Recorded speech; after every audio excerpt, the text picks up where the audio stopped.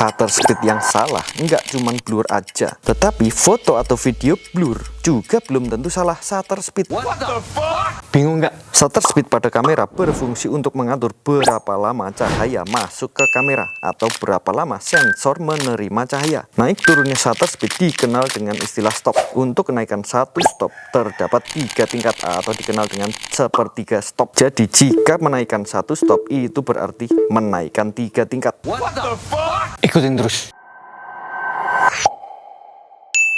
Walaupun terdapat panduan untuk pemilihan shutter speed pada kamera, panduan itu tidak selalu tepat. Shutter speed ini agak tricky. Jadi kita akan bahas bagaimana milih shutter speed yang tepat untuk foto, bagaimana untuk video, dan tips sakti.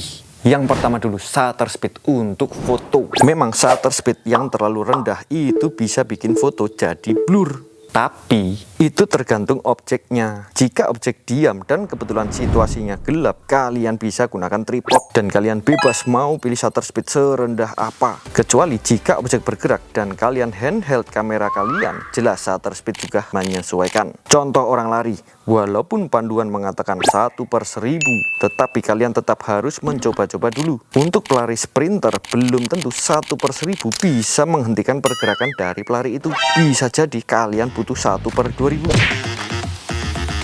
Atau untuk benda bergerak lainnya yang katanya jika terlalu rendah nanti fotonya bisa blur. Bagaimana dengan panning? Saya ambil foto ini dengan shutter speed 1/15 detik. Jadi kalian bisa sesuaikan dengan kebutuhan kalian. Jangan kaku dengan panduan shutter speed. Tetap jadikan panduan itu hanya sebagai pemilihan kasar. Selanjutnya kalian yang perlu mencoba-coba lebih dalam lagi. Dan tidak semua foto blur itu jelek. Terkadang motion blur justru akan menambah foto kalian jadi lebih hidup.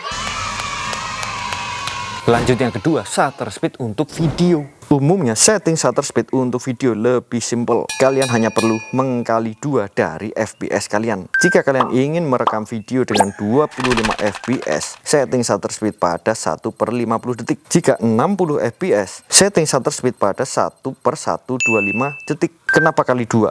Karena setting shutter speed itu cocok untuk menangkap motion blur. Contoh shutter speed untuk video 60 fps pada 1/15 akan menjadi terlalu blur. 1/125 dengan motion blur yang pas, dan 1/1000 yang terlalu tajam. Ketiganya memiliki efek yang berbeda. Tapi jangan kaku pada panduan itu. Kalian bisa juga merekam video dengan shutter speed rendah dengan tujuan tertentu supaya lebih artistik dan lebih bernuansa.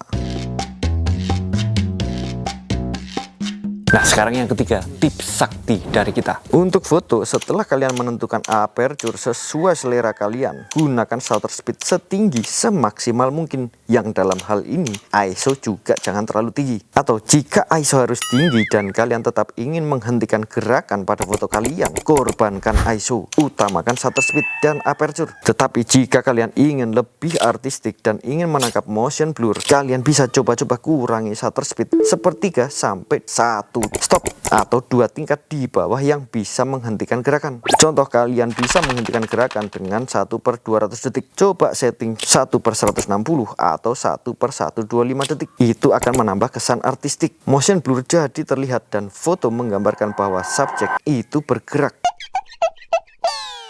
Dan untuk video, nah ini, mungkin saat kalian merekam video malam hari dan lampu berkedip pada hasil video kalian, coba turunkan 1 tingkat. Contoh video dengan 60 fps, shutter speed 1/125. Jika terlihat lampu berkedip, turunkan sepertiga stop jadi 1/100 detik. Maka kedip lampu akan hilang. Itu yang namanya flicker. Semoga nggak bingung-bingung ya. Kenapa shutter speed itu penting? Karena shutter speed merupakan salah satu parameter dari segitiga exposure yang menentukan terang atau gelapnya hasil foto kalian. Cek di kanan atas atau kalian bisa cek di deskripsi untuk lebih detailnya. Sekian dari kita. Jika dirasa bermanfaat, jangan lupa like, subscribe juga biar nggak ketinggalan tips-tips bermanfaat lainnya. Tetap di Foxy Kid.